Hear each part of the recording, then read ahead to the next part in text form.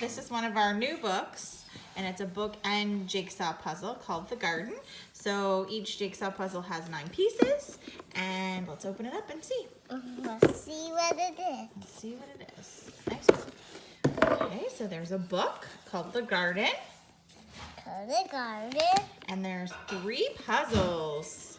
Birdie, the grasshopper, and what's that? Butterfly. And a butterfly. Now, what I like is that each puzzle has a different color on the back, so you know how to put them together when they're in a million pieces in this box. Let's take them off. Let's take them off. Let's start making. And I'm just going to show this book really quickly. This is a cute little board book, and it asks you to find different things on each page.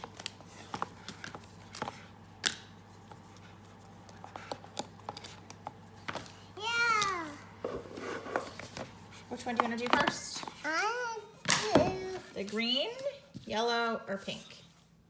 the green. I'm gonna do the pink. All right, let's find all the pink pieces then. Pink. And this is one of our new books. Stay tuned.